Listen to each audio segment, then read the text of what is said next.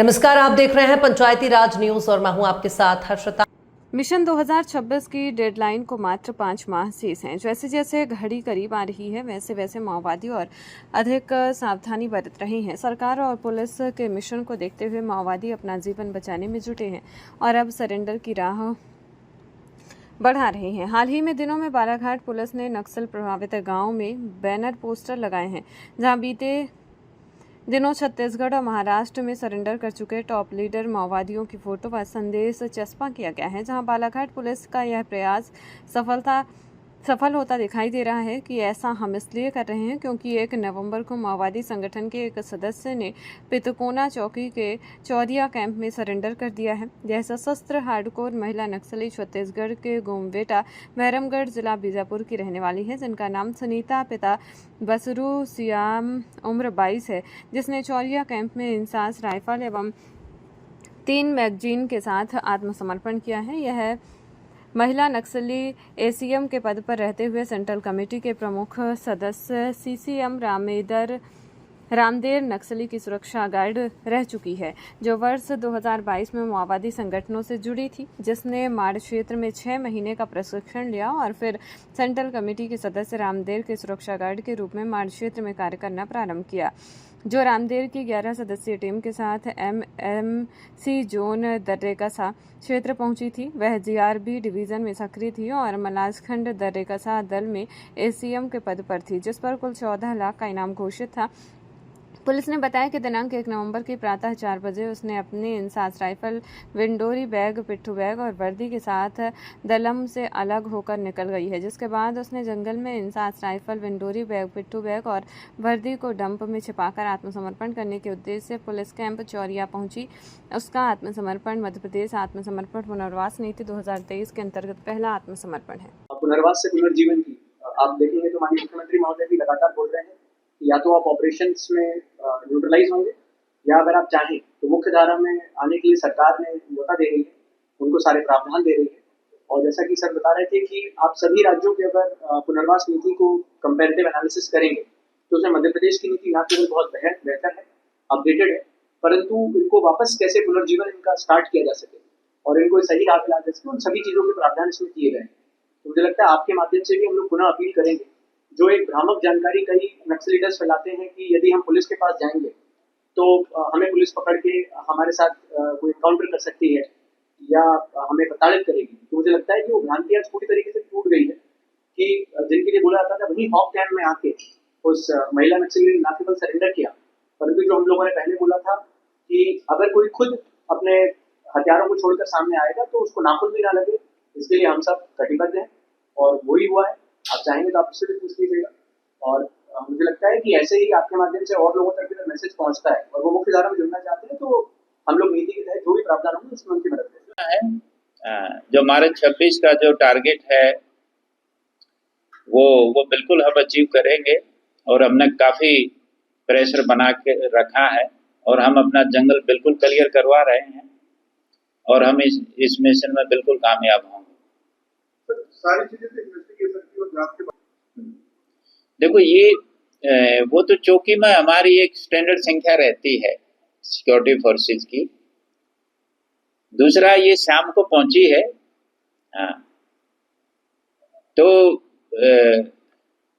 अब और भी जो पहले के क्वेश्चन थे, जैसे कुछ लोगों ने पूछा कि भाई इन्होंने नक्सल क्यों ज्वाइन किया, तो ये क्या है, ये कुछ ऐसी चीजें हैं हमने भी होता है ना, जब तक कोई चीज हम वेरीफाई ना कर लें तो प्रेस कॉन्फ्रेंस में हम नहीं बोल सकते। कुछ एक चीजें महिला ने भी हमें बताई हैं, लेकिन वही है कि हमें तो उसको एक तरह से वेरीफाई करना है ना, तो जो चीज हमारी सही होगी वही हम इस हाउस में बता सकते हैं। तो ये शाम को आई है और हॉक फोर्स में हमारा रहता है 30-35 का बल जनरली। नहीं, आत्मसमर्पण का जो कारण इन्होंने सरेंडर का बताया है वो ये है कि एक तो अपनी एमपी की पॉलिसी बड़ी अच्छी है, दूसरा जो सिक्योरिटी फोर्सेस के जो लगातार ऑपरेशन चल रहे हैं जिनके कारण नक्सल पर काफी प्रेशर है, तीसरा कि काफी आजकल दूसरे राज्यों में भी जो इनके बड़े काडर और काफी संख्या में लोगों ने हथियार के साथ सरेंडर किया है, उसकी खबरें भी इनके दलम के पास पहुंची हैं। तो इन सभी चीजों के कारण इन्होंने सरेंडर किया है। सर ये मतलब कि छत्तीसगढ़ की रहने वाली थी, मध्य प्रदेश में आकर उसने समर्पण किया, तो इसके पीछे की वजह सामने निकल के आई कि उसने डबल डिस्क्लोजर। नहीं, वो जैसा मैंने बताया कि अपनी पॉलिसी काफी अच्छी है, और दूसरा जो हमने जगह जगह सिक्योरिटी कैंप खोल दिए हैं और जो हम इतना प्रचार प्रसार भी कर रहे हैं, और जो हम बार बार कह रहे हैं कि भाई जिसको सरेंडर करना है, जिसको पुनर्वास चाहिए, वो मुख्य धारा में आके जुड़े, उसका पुलिस पूरा स्वागत करेगी और उसको किसी तरह की उसकी सुरक्षा को कोई खतरा नहीं होगा। और हम तो सबको बोल रहे हैं, चाहे कोई किसी भी सरकारी विभाग में के सामने आ जाए या किसी जनप्रतिनिधि के सामने आ जाए, तो इन सभी का एक रिजल्ट है कि इन्होंने यहाँ पे सरेंडर कर नहीं, इसका उद्देश्य सरेंडर करने का ही था। और ये कैंप में जब आई तो नो डाउट कैंप में एक महिला आ रही है, तो इसको थोड़ा बहुत पुलिस के पास आती है, तो थोड़ा है इसका अप्रीहेंशन जरूर था। हाँ, लेकिन जब पुलिस का व्यवहार इन्होंने देखा तो इनके भी सारे अप्रीहेंशन गायब हो गए। मैं अपने जैसे कितना क्या तीनों स्टेट का क्या फिगर रहता है? एमपी का 5 है इसमें, और महाराष्ट्र का 6 लाख है, और 3 लाख फिर छत्तीसगढ़ का है। सर बालाघाट बस्तर के बीच एक कॉरिडोर कनेक्टिविटी है, ऐसी स्थिति में वहाँ पर जो छत्तीसगढ़ में और दार्जिलिंग में जो उसका कुछ इम्पैक्ट पड़ा है, यहाँ पर जो सक्रिय दलन है नक्सलियों को काम करे।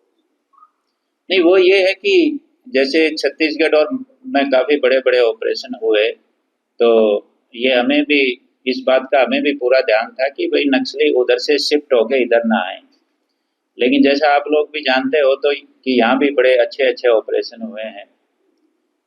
पिछले 10 महीने में आप देखेंगे कि 10 नक्सली मारे गए पुलिस एनकाउंटर में, वो भी एक रिकॉर्ड है। और हमने जितने भी बॉर्डर हैं, तो बॉर्डर हमने सीलिंग बहुत ही अच्छी कर रखी है महाराष्ट्र और छत्तीसगढ़ के साथ मिलके। तो ये यानी कि हमने अपने एरिया को बड़ा अच्छा सिक्योर कर रखा है, तो इधर उस तरह का मूवमेंट नहीं हुआ कि भाई अनयूजुअल संख्या में बहुत से नक्सली आ गए हों। वो जनरली रूटीन में पहले भी छोटे छोटे ग्रुप में आते थे, वो कुछ कुछ हो सकता है, अदरवाइज हमने अपना एरिया को सिक्योर करके रखा। और उनको भी ये है, और क्योंकि वो इधर नहीं आए, वो इसलिए नहीं आए कि उनको लगा कि भाई वहां भी हम सेफ नहीं है। तो है वो 5 लोगों ने सरेंडर किया है अभी तक, और उसमें से एक शायद बाहर के हैं, महाराष्ट्र के रहने वाले, और बाकी लोकल के ही हैं। तो ये देखो कि 1990 से अभी तक 35 इयर्स में 5 लोगों ने किया, और ये छठी है अभी। और जिन्होंने 5 लोगों ने भी सरेंडर किया था, वो भी काफी साल पहले किया है। नहीं, ये अकेली आई है। 12 वर्षों के बाद में फिर एक सरेंडर मिला है, मध्य प्रदेश पुलिस को पता नहीं है, और भी नक्सली संपर्क कर सकते हैं क्योंकि सुरक्षित है। तो क्यों संपर्क करें, क्योंकि क्या सरकारी नौकरी मिलेगी तो बिना किसी संघर्ष के, बिना रक्त बहाए पहली बार।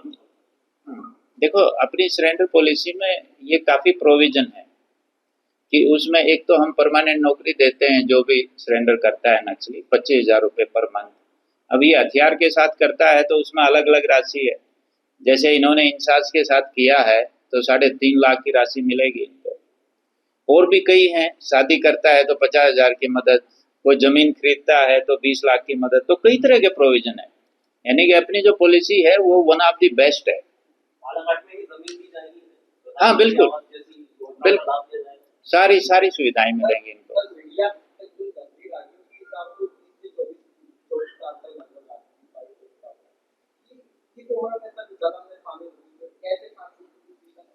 नहीं, इनकी उम्र जो है ना अभी 22-23 साल है और ये 2022 में इन्होंने दलम में ये शामिल हुई थी, जैसा मैंने पहले भी बताया।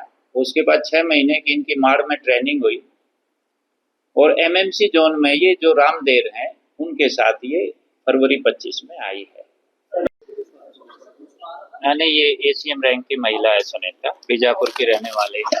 ये कल चोरिया चौकी में आई थी और इन्होंने सरेंडर किया है।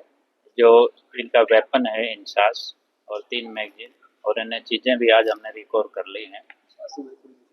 और इससे एक तरह से जो बाकी लोगों में जो बाकी नक्सल काडर है उनका भी भरम दूर हो जाना चाहिए। किसी को भी किसी तरह की चिंता करने की जरूरत नहीं है। जैसे सुनीता ने आगे सरेंडर किया है ऐसे बाकी लोग भी सरेंडर करें। हम यही अपील करते हैं, पहले भी करते रहे हैं, और वो कहीं भी सरेंडर कर दें, किसी जनप्रतिनिधि के सामने या किसी भी सरकारी विभाग के अधिकारी कर्मचारी के सामने, और सबकी सुरक्षा का ध्यान रखा जाएगा।